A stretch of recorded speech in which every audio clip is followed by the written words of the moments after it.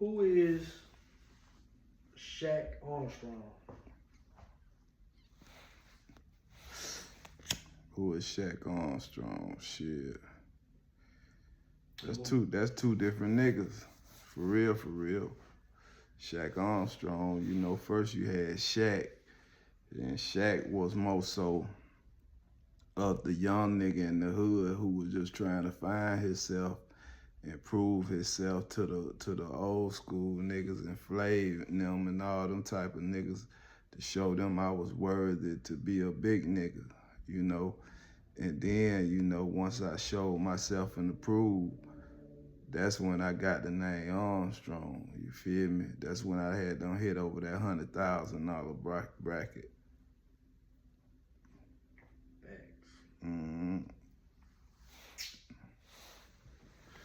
Show you right.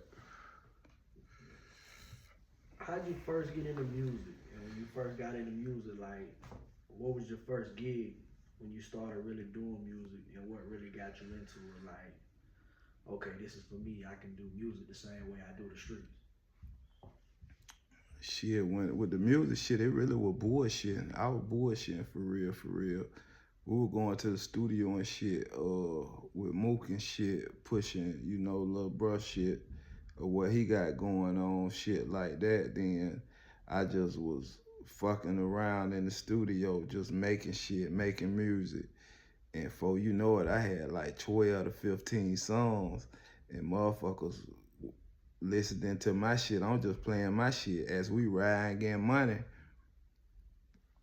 And niggas was like, man, who that is? What that shit that is, boy? That's that uncut shit. That's that shit that run through a nigga veins right there, gang. We want that shit right there. Not saying Mook shit wasn't gas, but hey, them folk wanted what they wanted, gang. Facts. So that's when I started taking it for real. Show you right. What was the first rap song you ever listened to? Easy E. We want easy. Easily I approach the microphone because it ain't no joke. Tell your mama to get off of my dick. I have no time. Oh, come on, man. I'm an Easy E fanatic, nigga, as a young nigga. What was your relationship like with your pops when you was growing up? I ain't really have now. Homie, I love my dad. I love my dad for, you know, not nutting on the ground. He could have nutted in the Trojan or something, and it would have never been an Armstrong.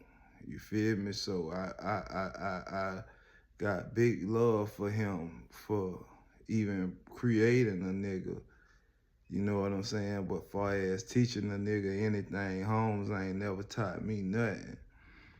Home ain't never taught me how to drive a car. Home ain't never taught me how to ride a bike. Home told me one thing. He said, yeah, boy, I was about 13. He said, yeah, boy, it's about time for you to have the talk of the birds and the bees, right? So I'm thinking the nigga finna sit down and really tell me some shit. Man, we ain't got no real relationship. This the birds and the bees talk, homie safe. Hey, son, eat all the pussy you want. Just don't never suck no dick. And he got up and walked off. Fuck nigga got up and walked off, bro. Hey, that's my life, man. So that was my story to the birds and bees. Eat all the pussy I want, but don't ever in life suck no dick. How about that? I know that's right. What was your relationship like with your mom growing up? My relationship with my mom was like brother and sister. Cause my mom had me young and shit, you feel me? And my mom was a hustler, you feel me? So my mama did everything she had to do to put food on the table and shit like that. even a lot of shit I ain't approve of as a young man that I had to witness and shit. But you know, I respect it because she was a young mother, single mother, and she did everything she had to do to put clothes on my back. You know what I'm saying? And I respect that 100%. And you know, that just go for the single mamas nowadays, you know what I'm saying, who out here putting their foot to this shit, trying to take care of their children all by themselves. I was born up into that type of household, and that's what made me who I am today. You know, so at the end of the day, man, I take my hat off to all the single women and all the kids who ain't got no father within their house. Even the fathers who single fathers and it ain't no mothers in those houses. I take my hat off to them because we all need nurturers. You feel me? My mama was my mama, but I wasn't nurtured. Feel me? I was raised on survival gang. I ain't never was really hugged and said just love you so much. I ain't really never felt love because mom was busy trying to put that chicken on the table and shit. Mm-hmm. Yeah. How did you and Creek link when y'all first linked up when it came to the music and street shit? I know a lot of people want to know. Man, that's Sandbox. That's Sandbox, man, the OG. That's Leonard. Leonard. Goddamn Justin. JLD, bitch. Leonard. That's my brody. Nigga, Miss Pearl's son. Jambox son, nigga. You feel me? Come on, man. All the way from Sunset, nigga, to all the way over there behind Willow Beans, nigga, all the way to goddamn in the hood, Richmond Heights with, nigga, whatever house, nigga. See, what niggas don't know, Justin was a fool motherfucker at Oak Ridge, boy. Justin was going pros running that motherfucking ball, man. But the boy had fucked around, got hold of that gun, man. And it just did something to him. That fast money, a motherfucker to a young nigga coming from where we came from. Facts. Shout out to Creek, Free Creek. Mm-hmm. Coming soon. Mm-hmm. How did you and Mook link when it came to, you know, the music shit and the street shit? Me and Lil Worm. That's what we call him. You know, amongst the guys, we call Lil Mook, Lil Worm. You know what I'm saying? Because that's Lil brother. He always did some Lil Worm shit. You know what I'm saying? You know what I mean? Little bitch always had that get over spirit. You know what I'm saying? But we love him for how we love him. We all got our differences and shit like that, you know, that ain't fun to the other nigga or whatnot. We all got shit we battle with. But bro thing was always, bro had always been a little worm type of nigga, a little selfish little nigga, but it was always love. And anything I can ever do to help home get this shit to the next level, I always did. If it was putting some money on the floor or goddamn putting a play together, a situation together so we can go strike it and goddamn do what we need to do to get the brand to the next level, that's what we did. And certain shit will never get spoke on, will never get talked about. You know, I got plenty of love for him. You know, I got plenty of respect for him. And that's that on that. Facts. How old were you when you first hit for your half a ticket? Half a ticket. I was for sure in my 20s. I was for sure in my early 20s. A little over a half a ticket, I believe. I was for sure in my 20s, 24, 23, 24, I say, goddamn, you know what I'm saying? Nigga hit pretty good, pretty decent, and that shit, that connect with the whole shit with the boy Alex. When I was going to get the Denali and all that shit, I walked up in that motherfucker with $100K cash. in a pound Ziploc bag that a pound of reefer would go in back in the day. You know what I'm saying? The Ziploc motherfucker had 100K in that bitch. Walked right in that bitch. You know what I'm saying? That was off the move. A nigga had them pop. Iced them folk for like 800 cash and so many bowls. You know what I'm saying? I ain't gonna put too much out there in the open about, you know, who did what and where it was, but you know, if you know, you know. You know what I'm saying? Intricate niggas in the city, they know how a nigga was hanging and swinging, busting their ass and doing what we had to do. All the way, all the way. Sure you're right. Sure you're right. How old were you when you first learned how to whip? Well, shit, allegedly, man, I was goddamn, you know, a few niggas taught me how to really work that fault. You know, an old school nigga Rod out of the hood and shit. Flay had robbed a nigga. We talking about goddamn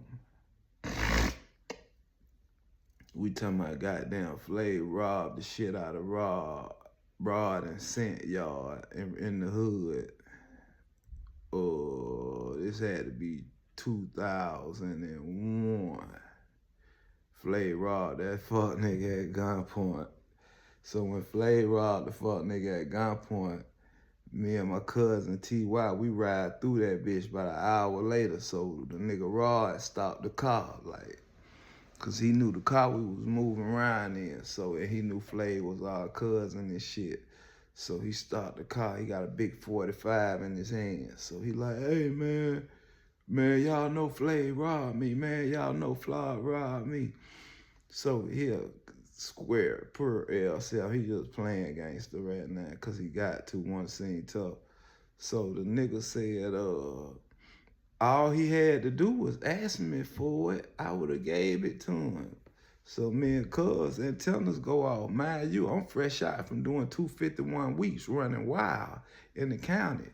If you know what 251 weeks is in the county running wild, meaning cricket, they don't run them together. You do 151 week, then you start another 51 weeks. So I just finished doing 2 years in the county jail. I ain't been out 30 days.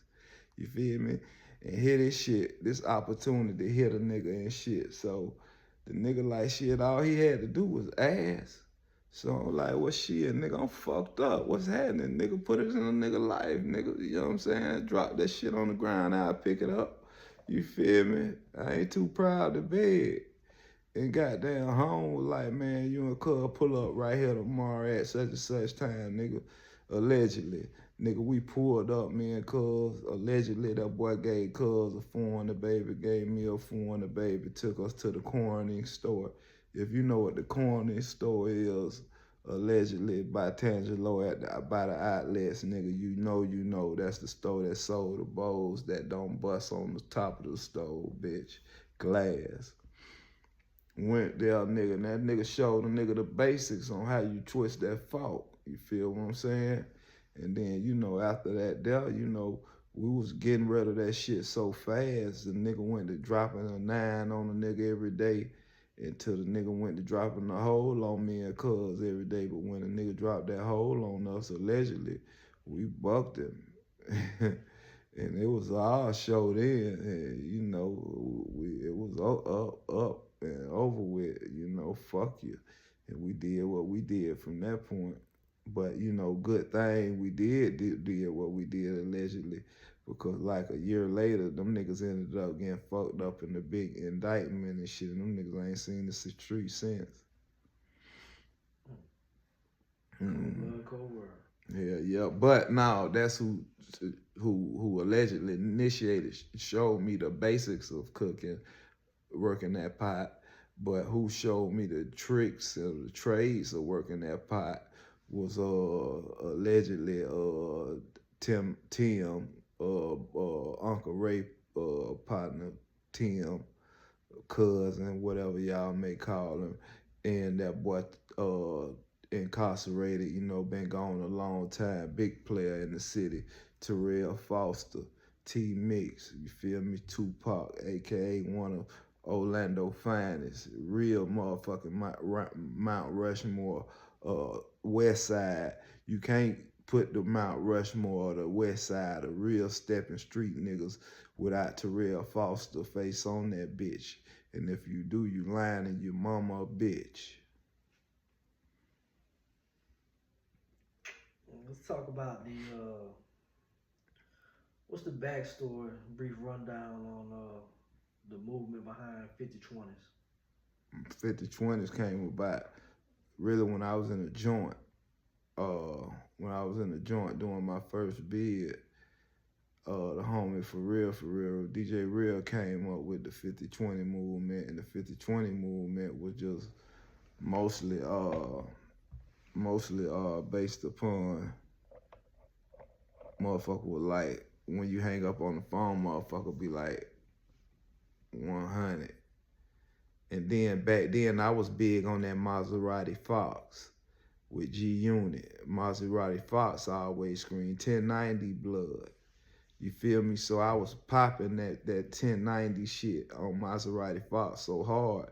And when I went to prison, some niggas, y'all know who they is in the city, adopted the name 1090 Dumb Out Boys and stuff like that. So they stole the shit I stole from Maserati Fox.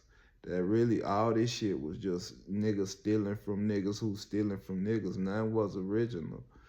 You know what I'm saying? I was the nigga who owned Maserati Fox. I was the nigga who listened to the New York niggas, Jim Jones, G's up, hoes down. If a bitch can't swim, she gon' drown.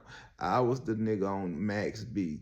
I was the nigga putting Moot Boy on Max, who talking about wavy with the surfboard. Free that boy Max. That boy Max just came home. Now y'all go dig up all Max B old shit, and y'all gonna see where that real surfboard shit come from. That real that wavy shit come from. Come on, man.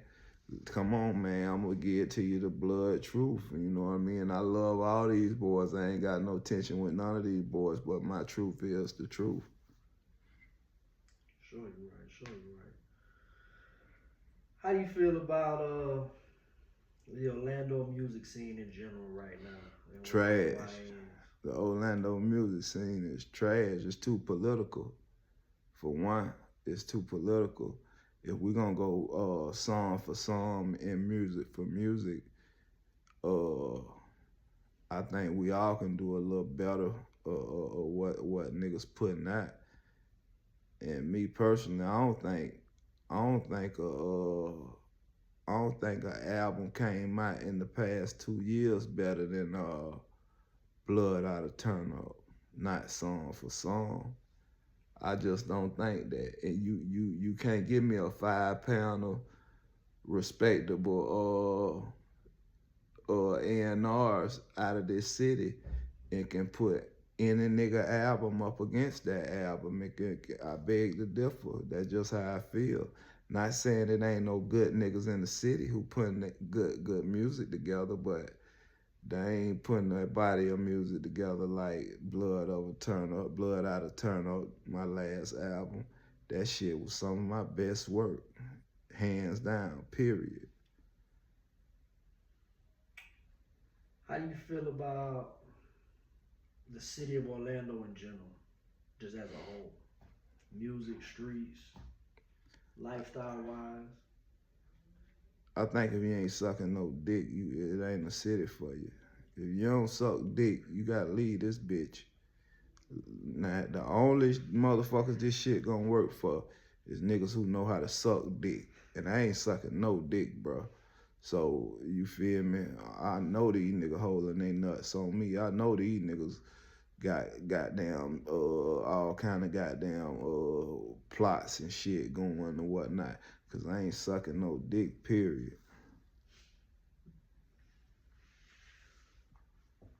So let's go back to early 2000s for a little bit. At the height of all this shit, what was it like going from the streets and what you knew to really elevating and taking off in this music stuff, and now you're surrounded by people like, Gucci, Brick Squad, Bigger Rankin, uh, DJ Trapaholics, DJ Real, Trouble, Man, I'm gonna tell Mallet you, Boy, I'm gonna tell you, DE. I'm gonna tell you a real story I never told nobody, bro, about the boy Gucci Man, bro.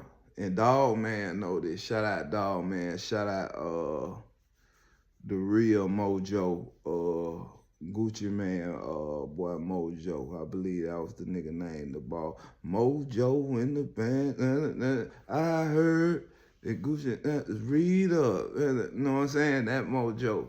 So goddamn Dog Man had Gucci fly in the city. And I think me and Creek was in the Grand Prix wide track runner. This was probably about 2005, nigga, 2004, 2005. Gucci had the iced out Bart with the Jacob with the yellow and blue motherfucking stones in that bitch. Nigga, I never forget it. And Dog Man hit the phone like, hey, bro, I got Gucci up here. He need XYZ. He needed some pharmaceuticals, allegedly. So boom, we say shit, bro. You know we can handle that. Pulls up on home. Boom. So we get thinking them folk want some weed and shit, but them folk wanted some goddamn beans and shit, some eggs. So we say shit, that shit in the hood then. We gotta go to the hood and get that shit and, bring it back. Guess what Gucci say? Gucci say, shit, nigga, I'ma ride with y'all. You hear me? Go out. Mind you, them folk just got off the plane. No strap, no nothing. Them folk got right in the back seat, nigga. Ain't no nigga ever in life, in history, that ain't from our hood, got in our motherfucking vehicle and went in our hood with over 100 ball worth of ice on and made it up out that motherfucker home. So I'm saying that to say this, bro. Guwap was such a real nigga, and the real nigga aura overseeded everything. And it's just something about real niggas all over the world. If you're a real nigga, you're gonna get a real nigga a pass. I don't give a fuck. Home was just too real. He was living way too real. And when nothing in the world would have allowed us to even play with Home any kind of way. We made sure Home got what he needed and got back to the studio with Dog Man them properly and carried out his show like a G. And that's why I got the recording. Nigga, when I'm in Orlando, nigga, I'm fucking with the tightest boys, nigga. You know what I'm saying? Yeah, that's how we get that drop. You know what I'm saying? For real. Give us the backstory behind your hit song Char Manson. Char Manson, I wrote that bitch in word release. For real. Matter of fact, behind Octopus Car Wash, sitting on the milk crate, writing that bitch on the inside of a Checkers fast food restaurant bag with an ink pen. No bullshit. Cause I had done smuggled me a motherfucking MP3 motherfucker. And DJ Real used to load them beats up on that bitch every week for me. So goddamn, I vibe my beats on my breaks and shit. And that motherfucking beat came on that bitch. And it just did what it did. That bitch just came out on me, you know what I'm saying? But another one that fucked me up that I wrote out there, and I knew it was gonna be something special, was 645. I wrote that bitch at the car wash in the sun, nigga, with sweaty ass, stinking ass uniform on, my nigga, looking like a real L7, my nigga. But I'm excited, and I'm calling my nigga them, I'm calling my manager and shit, like letting them hear that bitch. But they can't hear it with the beat, so the energy I'm getting back on the other end of the phone is like, these niggas ain't understanding what I just did. So, bro, I motherfucking got in that studio, bro, and laid that bitch down, bro. The rest was history, bro. Everything changed after that, bro. Goddamn, KP, goddamn, with Atlantic, flew the nigga out to New York, you know what I mean, putting the money on the table. Them folk, Jimmy Iovine, goddamn Def Jam folk, them goddamn, the nigga out there in LA, goddamn with Epic. A few motherfuckers, you know, I sat in Rick Ross' living room, you know what I'm saying? Rick Ross came out, screaming 645 at my new crib, banging that fire, that's how I live, and flew me out to Dallas. And I opened up for him at, I forget the name of the club out that motherfucker, but yeah, man, I done been in some doors, you know what I'm saying? Unfortunately, the Jakes came in and knocked the nigga socks off for we can ink the deal and shit, but each his own. One thing about this shit, the money here, the money always been here and it gonna stay here, and we just getting back to this shit in a major way.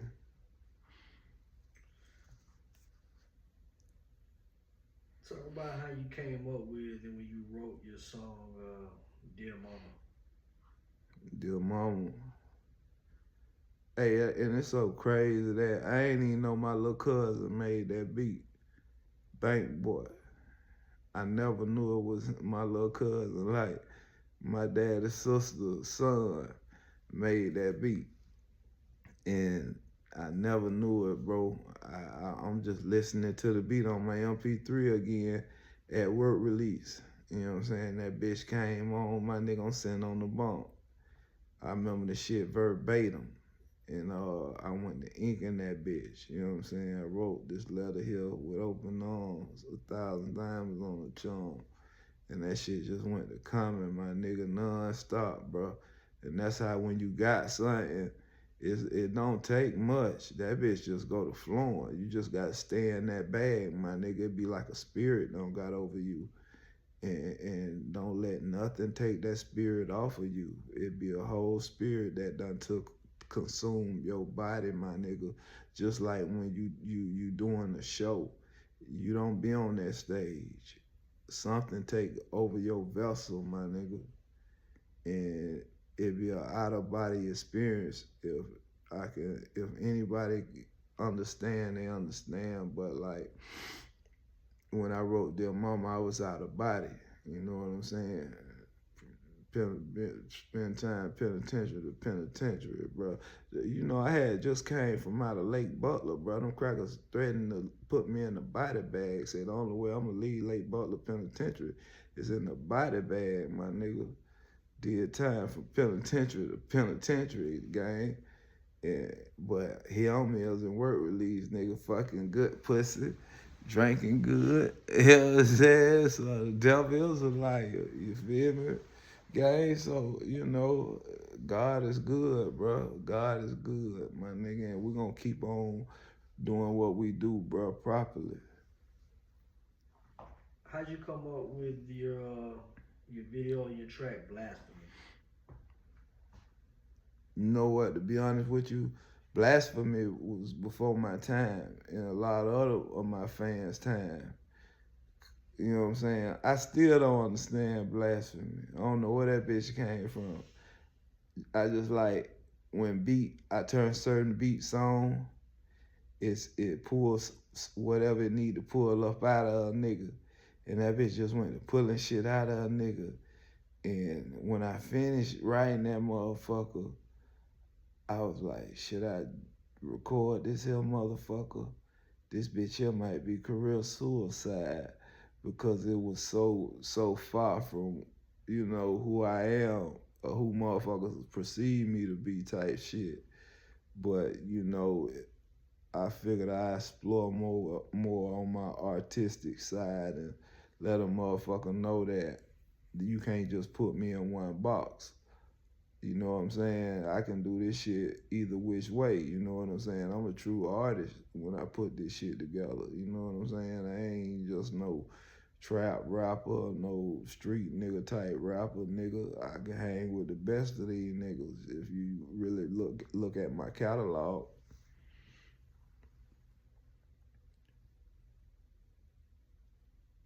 Do you think your blasphemy track kind of goes hand in hand with your memories track? I think they could be on the same genre.